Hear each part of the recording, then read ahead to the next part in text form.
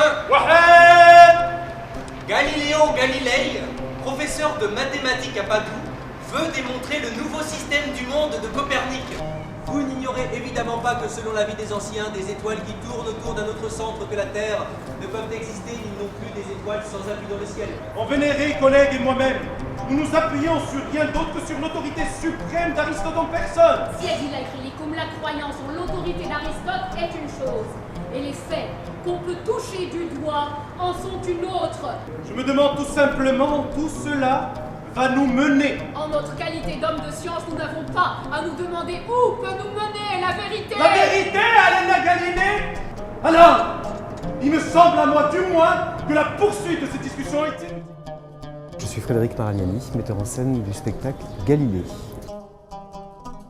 Galilée est un texte de Bertolt Brecht qui s'appelle en fait La vie de Galilée, qui est un texte qui a été écrit entre les années 30 et les années 50, entre l'Allemagne et les États-Unis et de nouveau l'Allemagne, terminé dans les années 50 et qui raconte les faits véridiques de la vie de Galilée, ce grand scientifique du XVIIe siècle, qui a trouvé plusieurs choses, la loi de la gravitation, mais également le fait que la Terre tourne autour du Soleil et non pas l'inverse. Brecht écrit ce texte et nous, l'équipe de Galilée, notamment avec Bousseina El Fekak qui joue Galilée, nous le reprenons, nous le faisons nôtre et nous faisons une adaptation qui est une adaptation plus actuelle d'aujourd'hui et surtout qui présente une Galilée femme et non pas un Galilée homme, ce qui est le fait véridique. Avec notamment un tressage entre le français et le darija.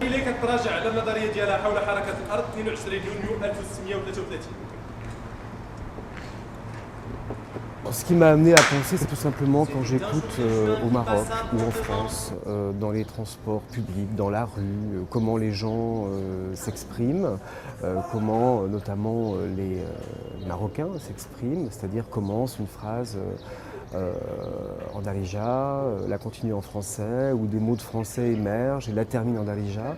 Je trouve que c'est d'une extrême richesse.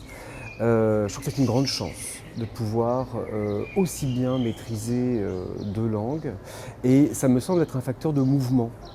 Or le mouvement, c'est aussi le sujet principal, on va dire, de cette mise en scène et de ce texte. La question du mouvement des hommes, des femmes, des sociétés.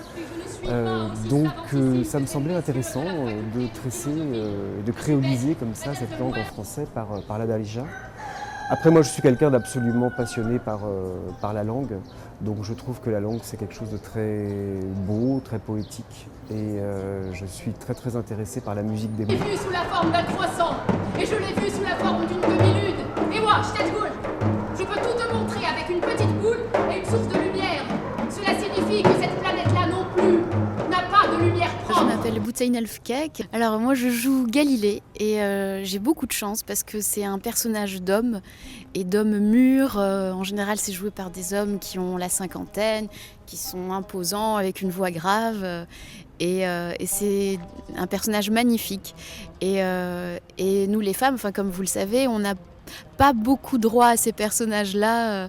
Souvent on est cantonné à l'amoureuse, la mère ou la jeune fille, ou alors à des personnages avec beaucoup d'émotions, mais en tout cas pas des personnages qui sont des intellectuels, des battants, etc.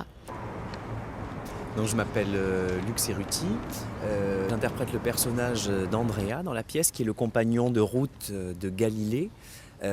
Qui est un personnage qui est très prévenant vis-à-vis d'elle, qui regarde les choses se faire, qui l'aide, qui l'accompagne aussi dans ses découvertes. Et c'est un personnage que nous avons créé avec le montage de la pièce, parce que la pièce de Brecht n'est pas jouée dans son intégralité.